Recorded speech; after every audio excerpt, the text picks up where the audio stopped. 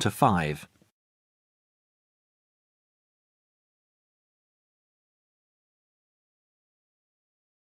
Now we shall begin.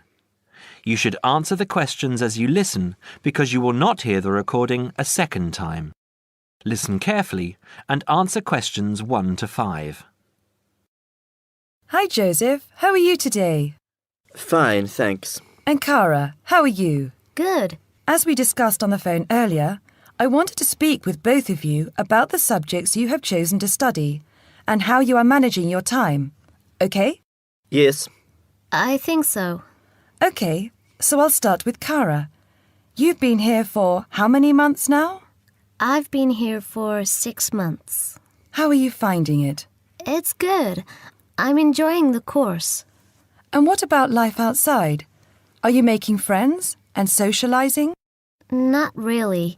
People here are quite closed. They don't talk to you. I see. So, what do you do after classes? I usually go home and study, and I might go out for a walk, but never really with anyone. Sometimes my roommate Louisa comes with me, but she always seems to be busy. How is this affecting your schoolwork? I don't think it is, but I miss home. Cara, what I suggest for now is that you look into joining one of the social clubs on campus. There are a variety of them. You can go camping, skiing, snorkeling, painting, dancing, reading, horse riding, rowing. There's a list on the school website. Have a look and work out which one you're interested in and which suits your timetable. You'll meet friends that way and people who have the same career interests as you. As for the subjects you've chosen for a career in microbiology, I think you should look into dropping one of your subjects and picking it up again next year as a minor. You have a lot on your plate, and this will just cause great pressure. It doesn't mean that you aren't coping, but you're doing about 10 hours more than the average student a week. Think about it, and we can make another appointment to discuss it. When are you free? I have an hour free usually on Wednesdays at 11:30. Okay, good. Come to my office at 11:45 and wait in reception. Okay? Okay, I'll see you then. Before you hear the rest of the conversation, you have some time to look at questions 6 to 10.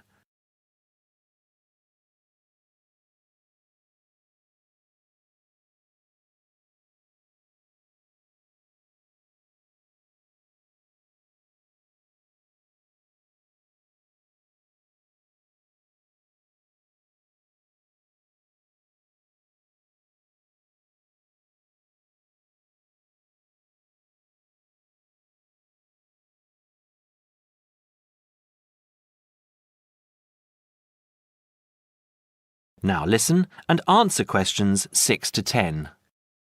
Joseph, how are you finding the university? I love it. It's very different from home. Life here is very much focused on study and also socializing through sport. People have been very friendly and curious about my culture. So, you've managed to integrate well? I think so. I've joined the rugby team, something I'd never thought I'd be interested in. And how are your studies going? I think I am doing well. I have a few assignments that need some work, but overall, I'm coping. That's good. I'm happy that you're enjoying the university, but remember, don't let your schoolwork get too far behind, because it will pile up, and before you know it, you will be late handing in work. You know that there's a penalty for handing in work late? No, I didn't. You would have been told at the start of the course, during orientation. I don't remember. You need to remember these things. They are very important. You might be an excellent student, but if you consistently hand in work late, you'll be penalised and you might end up losing your degree over it. That's a lot of years of work, okay? Yes, I'll remember that. And also remember that you have to attend 90% of your classes. So far, you have missed 5 tutorials. Be careful here. These could also cost you your degree. Is there any particular reason you missed these classes? I'd been training for our rugby match the night before and, well, we went out afterwards and I slept past my alarm clock.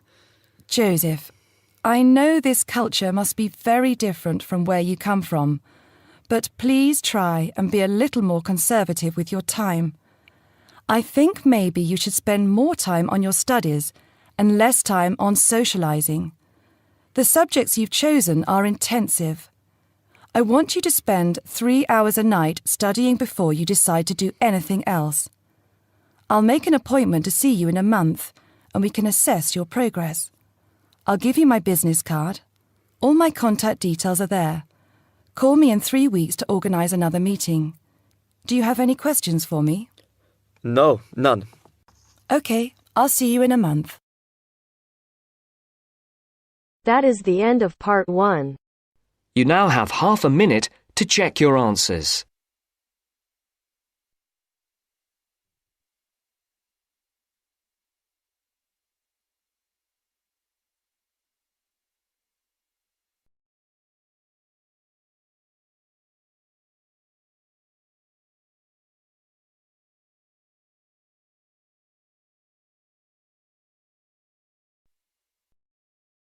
Now turns to part 2. Part 2. You'll hear a man talking about living and working on Trinidad. First, you have some time to look at questions 11 to 15.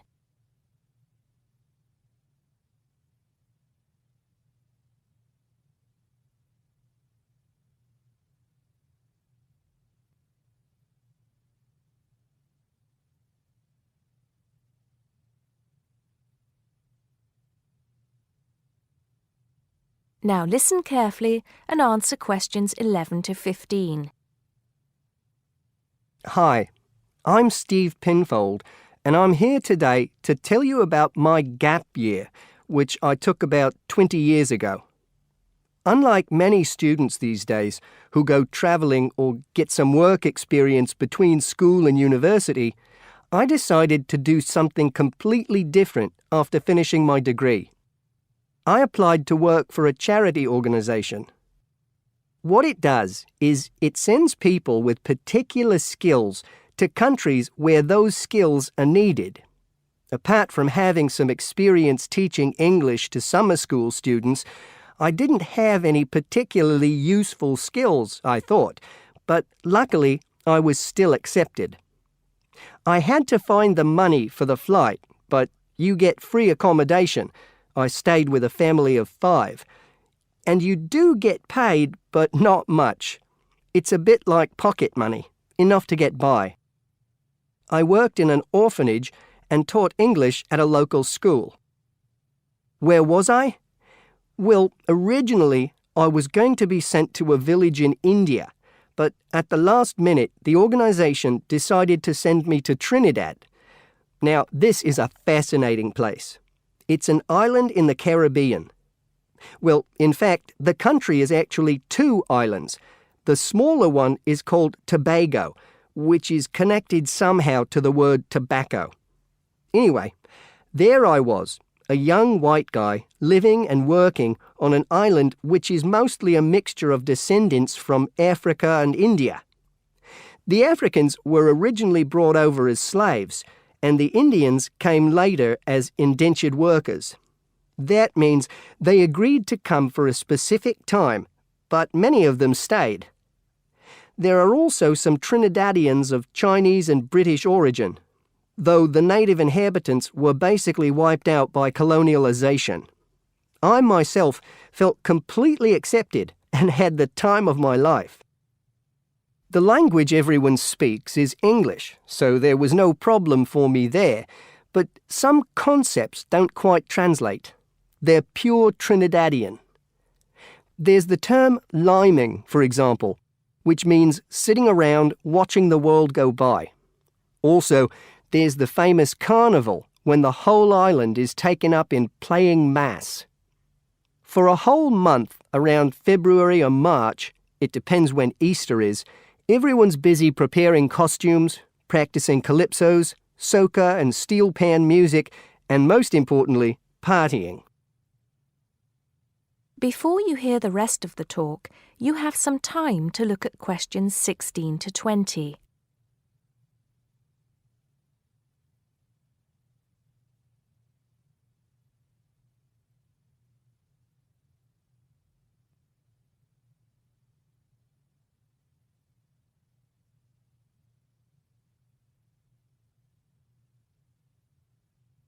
Now listen and answer questions 16 to 20. When the actual official carnival starts, it's days of 24-hour dancing in the streets. In Trinidad, it's called whining. You've probably seen this sort of thing on TV, in the more famous carnival in Rio, or even at the Notting Hill Carnival in London. Many people joined bands, each one of which has a theme. For example, the Sea or Jungle Fever, and they have costumes designed and made to go with the theme. These can cost $1,000 for the king and queen of each band. They're incredible. The whole city is a non-stop party zone full of colour and sound. It's serious too. The bands are in competition and the winner gets $1 million.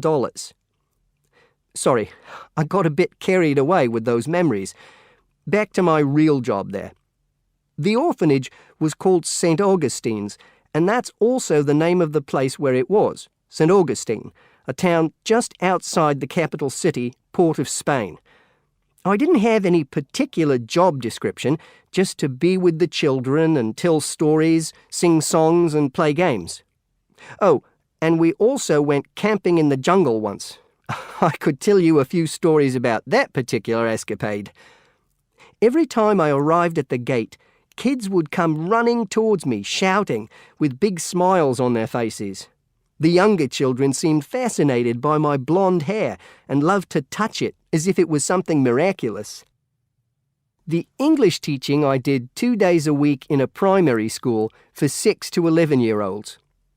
The kids may have been poor, but they all wore neat and clean uniforms and were so respectful and enthusiastic. I've now been teaching for many years in different countries, and I still think those were the best students I've ever taught. What else did I do while I was there? I swam a lot. Can you imagine what it's like swimming with dolphins and with pelicans diving into the sea right next to you? More seriously, I trained to be a Samaritan. That's someone who listens and supports people who have problems with their lives. Overall, what I took from the experience was a sense of being in another culture, or rather cultures. As humans, we all share many characteristics, but we express ourselves in various ways. In Trinidad, there are lots of different communities and religions, and so many different kinds of festival to see. Hindu, Muslim, Christian, as well as some rather mysterious African traditions. There are quite a few Rastafarians too. Trinidad is, as Americans are fond of saying of their own country, a melting pot where everybody is greeted warmly. Go and see for yourself. I'm not sure how it's changed since I was there, but I'd love to find out. That is the end of part 2. You now have half a minute to check your answers.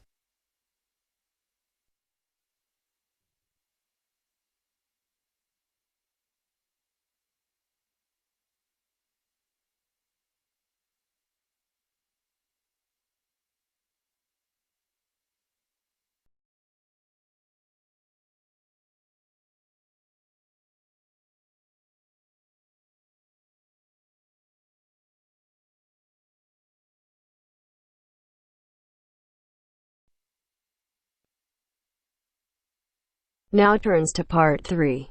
Part 3. You are going to hear a lecture. First, you have some time to look at questions 21 to 25.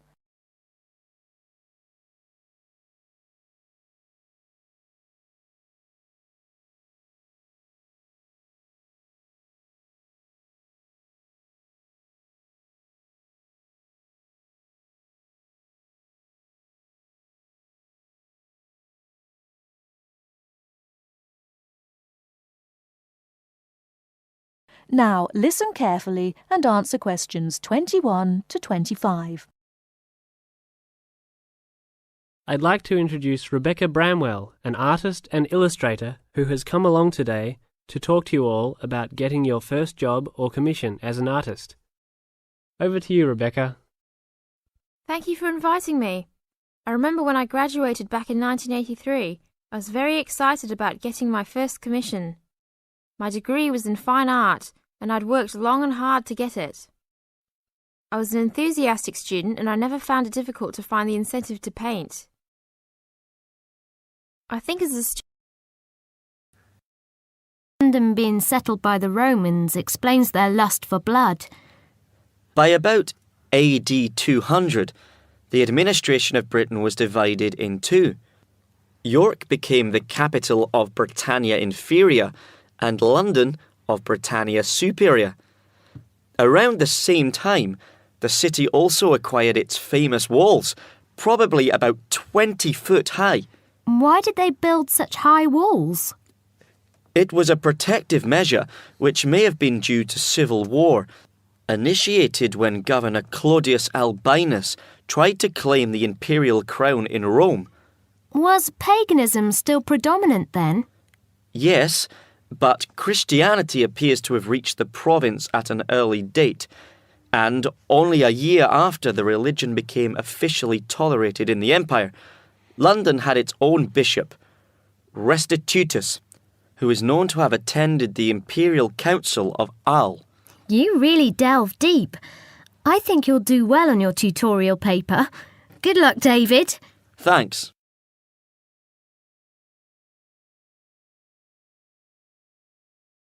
Good morning all. Welcome to our regular lecture on health issues. This series of lectures is organised by the Students' Union and is part of an attempt to help you stay healthy while coping with study and social life at the same time. It's a great pleasure to welcome back Ms. Mary Kirk, who is a professional health advisor and physical education officer.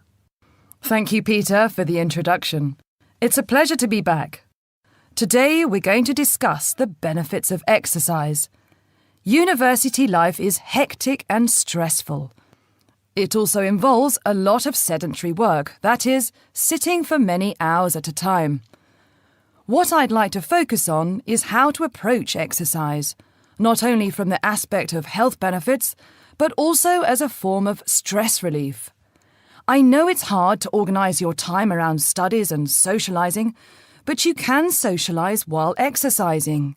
If you have an hour free in the morning, afternoon or evening, it would be a good idea to get together with your friends and create a sports team.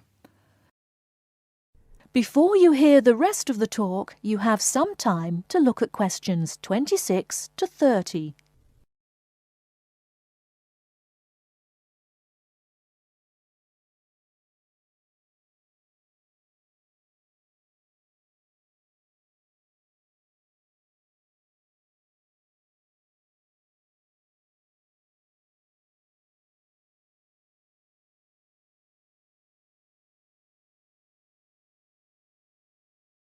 Now listen and answer questions 26 to 30. The grounds of the university are ample enough to support every student's need to become active. There are also readily available facilities at your disposal, such as a football field, tennis and badminton courts. There's also a swimming centre, and within that building is a gymnasium with a variety of programs such as aerobics and weight training. If the idea of attending one of these facilities seems daunting, then you can walk along the river. Oh, and that reminds me, the university also offers rowing. If there is a sport that you're interested in that's not on offer, you can approach either your student union representative or speak with Sports Administration Manager, Mr. Lawrence Cavendish. Now, I want to talk about why exercise is beneficial, physically and emotionally. The obvious results are physical. You can keep fit by using muscles that ordinarily don't get used in the classroom. The health benefits are astronomical. You'll live longer, be happier, and look good. By building muscle, you strengthen your bones, a definite advantage for women in their later stages of life, as women are prone to osteoporosis. It also strengthens your heart. Yes, don't forget your heart is a muscle, and the more exercise you do and the harder you work, the more blood is pumped from your heart to your brain. Now this brings me to the psychological advantages of exercise. When we are active, endorphins are released into our brain. An endorphin is a chemical that is released when your heart rate is pumping beyond its normal capacity. It's the same as adrenaline. You can actually feel when endorphins kick in. You feel a rush, almost a high. The benefits of this are numerous. Your brain works at peak capacity for a longer period of time. Your awareness is maximised, and the fatigue you usually feel at 4 o'clock in the afternoon will be non-existent. In one word, exercise makes you sharp. Now, I'm not saying that you should overdo exercise, because too much of anything can be dangerous. But if you think about your daily routine, you spend about 6 hours a day in lectures and another 2 or more hours studying. That's a long time to be sitting. And that is a long time for your body not to be moving around. So try and find at least 1 hour a day to get some exercise. If you can't fit in 1 hour a day, try 1 hour every second day or half an hour a day. You will see rewards instantly. You'll feel great and look great. This I can promise you. That is the end of part 3. You now have half a minute to check your answers.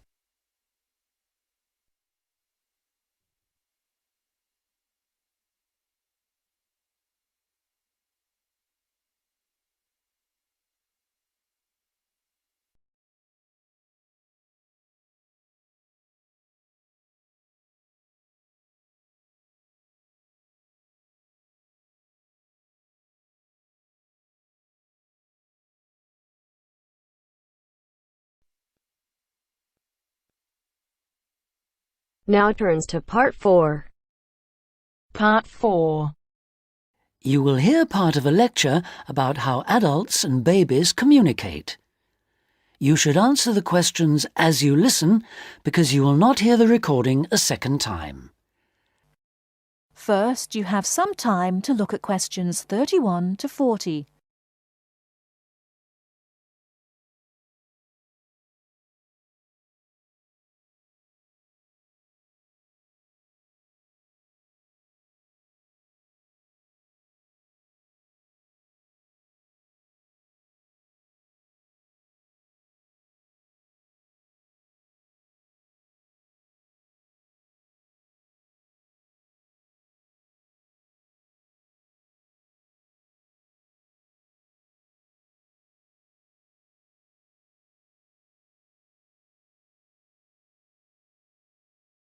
Now listen carefully and answer questions 31 to 40. Hi, I'm Emma Bailey, and today I'm going to be talking baby talk. Hopefully, you'll find the subject interesting rather than infantile. I'd like to start by getting you to imagine a scenario. You're in an office or at a family gathering when a mother comes in with her young baby. Like everyone else, you want to see the mother and baby, and you probably want to talk to the baby. How do you do this?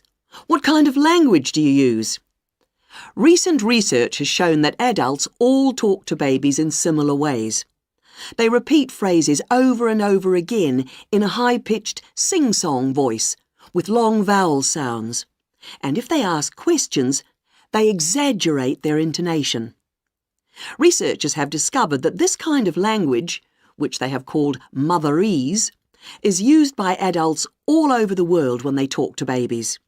And according to a new theory, motherese forms a kind of framework for the development of language in children. This baby talk, so the theory goes, itself originated as a response to another aspect of human evolution, walking upright. In contrast to other primates, humans give birth to babies that are relatively undeveloped. So, Whereas a baby chimpanzee can hold on to its four-legged mother and ride along on her back shortly after birth, helpless human babies have to be held and carried everywhere by their upright mothers. Having to hold on to an infant constantly would have made it more difficult for the mother to gather food.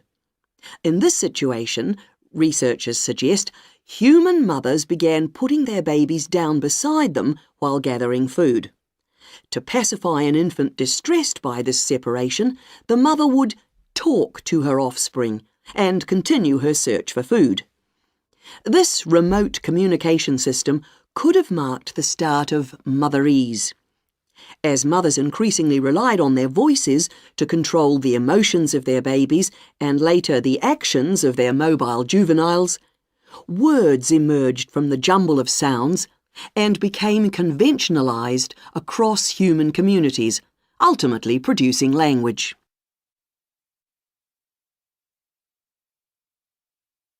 Not all anthropologists, however, accept the assumption that early human mothers put their children down when they were looking for food. They point out that even modern parents do not do this. Instead, they prefer to hold their babies in their arms or carry them around in slings. They suggest that early mothers probably made slings of some kind, both for ease of transportation and to keep their babies warm by holding them close to their bodies. If this was the case, they would not have needed to develop a way of comforting or controlling their babies from a distance. It's not only anthropologists, but also linguists who challenge this explanation for how language developed. They say that although the motherese theory may account for the development of speech, it does not explain the development of grammar. Nor, they say, does it explain how the sounds that mothers made acquired their meaning. Most experts believe that language is a relatively modern invention that appeared in the last 100,000 years or so. But if the latest theory is right, baby talk, and perhaps fully evolved language, was spoken much earlier than that. We know that humans were walking upright 1.5 million years ago. This means that mothers may have been putting their babies down at this time and communicating with them in motherese. We can be sure that this is not the end of the story, as anthropologists and linguists will continue to investigate the origins of this most human of abilities, language. That is the end of part 4. You now have half a minute to check your answers.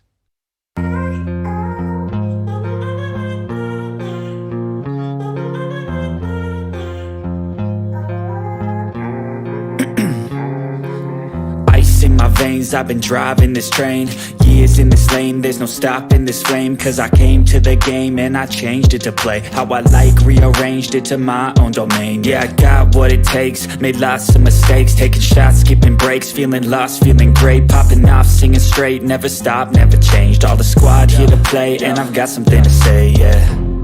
I work hard each and every day, I get lost in the words I say. I don't push pause, no I push play. I won't